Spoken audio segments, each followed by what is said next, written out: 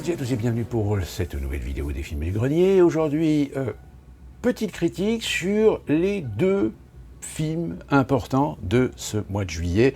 Je veux parler d'Oppenheimer et de Barbie. On va commencer par Oppenheimer. Oppenheimer, j'ai envie de dire que c'est un film pour connaisseurs, c'est-à-dire des gens qui connaissent un minimum l'histoire pour vraiment apprécier l'histoire concernant ce personnage, concernant cette personnalité historique. Je rappelle, pour ceux qui n'auraient toujours pas compris, Oppenheimer est ce scientifique qui a été mis à la tête du projet Manhattan, qui, par la suite, a permis la conception et la mise au point de la première bombe nucléaire.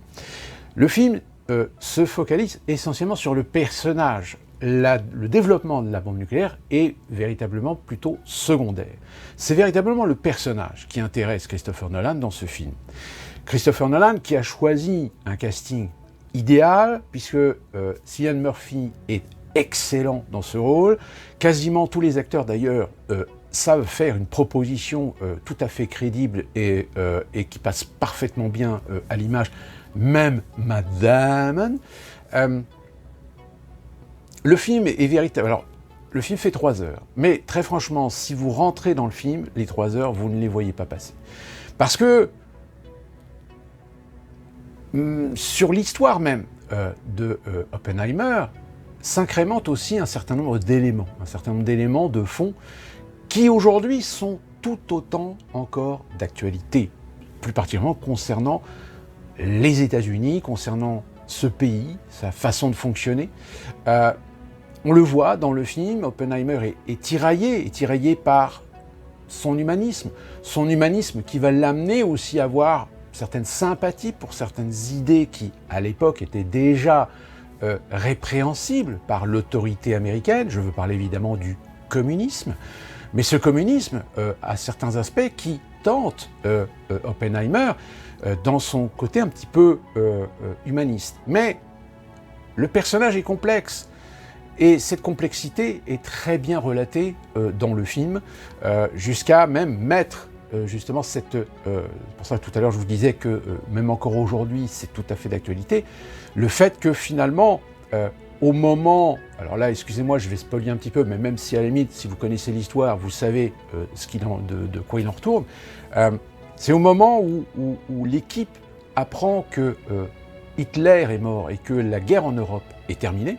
Tous les scientifiques se disent « c'est super, donc maintenant, la menace de voir les nazis mettre au point la bombe nucléaire s'estompe, disparaît. » Sauf que le gouvernement américain, lui, ne veut pas lâcher le projet. Le gouvernement américain veut posséder cette arme. Et c'est là que se joue toute l'ambiguïté, finalement, d'Oppenheimer, qui va vouloir démontrer du fait que il sait qu'il est un petit peu en porte-à-faux sur son passé, sur ses fréquentations. Donc là-dessus, je ne vais pas spolier, mais sur ses fréquentations en effet passées et ses sympathies. Ah, attention, il n'est pas communiste, il n'a jamais été communiste, il n'a jamais adhéré à un parti communiste, mais il a eu des sympathies pour les idéologies communistes. Et ça, malheureusement, ça suffit pour certains pour essayer de le manipuler, pour essayer de faire pression sur lui, pour qu'il aille jusqu'au bout de son projet. Et donc le film raconte tout ça pendant 3 heures.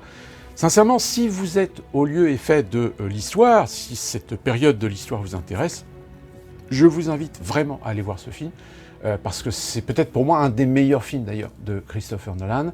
En revanche, si ça vous intéresse pas trop, si vous n'êtes pas trop au fait de cette histoire, je vous le dis franchement, ce film-là, vous risquez de vous emmerder. Donc, maintenant, parlons de Barbie.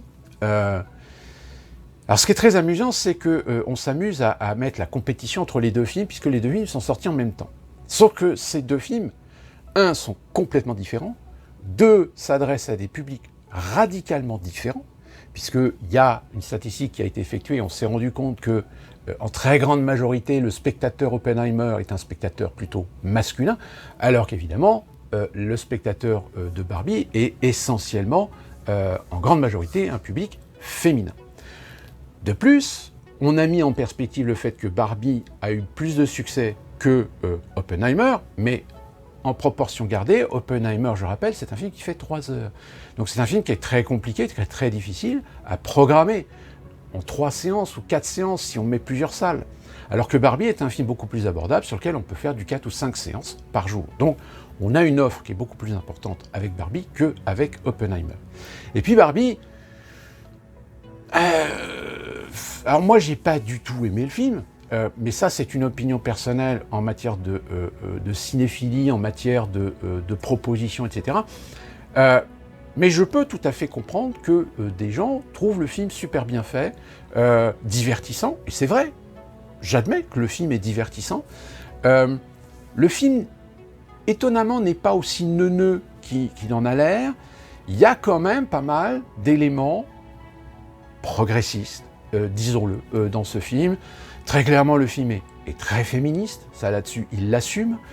Il l'assume tellement que sa responsabilité pourrait être limite à engager de ne pas mettre un juste équilibre aux choses entre les hommes et les femmes. Là, très clairement, le mal passe vraiment pour le patriarcal, passe vraiment pour le méchant dans l'histoire, même si à la fin, allez, on réussit à remettre un petit peu de docilité des deux côtés, etc.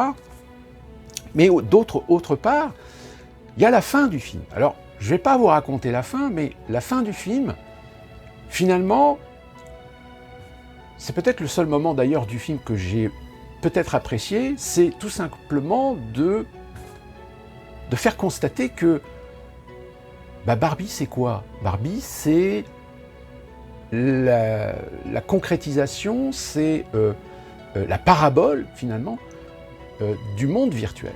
C'est du monde idéal. C'est ce monde qu'on expose, finalement, au regard des gens pour leur dire, voilà, ça c'est bien, ça c'est pas bien. C'est-à-dire la simplification, l'infantilisation, finalement, de l'Amérique, de cette population infantilisée sur certains principes, sur certaines valeurs. Et peut-être que justement le film jongle énormément là-dessus, en dehors de, je vous dis, cette volonté assez féministe du film. Donc finalement le film, c'est pas un mauvais film. Disons-le, je vais être très honnête, c'est pas un mauvais film. C'est un film qui s'assume dans ses idées, dans ses concepts, très progressiste, hein, il faut l'admettre, parce que sur toutes les idées progressistes, on constate dans le film que toutes les cases sont cochées, même le LGBTQ+, etc. sont cochés, hein, puisqu'on voit dans certaines scènes certains personnages qui sont représentatifs de la communauté LGBTQ+. Donc voilà, je dirais ces deux films-là ne sont pas antagonistes à proprement parler, mais sont deux styles, deux genres complètement différents. Et finalement, ce sont deux films qu'on met en compétition. Pour ça, vous voyez, finalement, Barbie fait mieux que Oppenheimer, Oppenheimer fait mieux que Barbie. Mais non, finalement, les deux films ont concrétisé leurs objectifs, c'est-à-dire qu'ils ont trouvé leur public, tous les deux, en parallèle. Donc, la compétition qu'on met sur ces deux films est totalement ridicule, et elle ne tient pas debout, parce que ces films ont trouvé leur parcours, ont trouvé leur public durant cette période estivale. Donc voilà ce que je pouvais vous dire sur ces deux films, et nous on se retrouve très prochainement pour une nouvelle vidéo des films du grenier.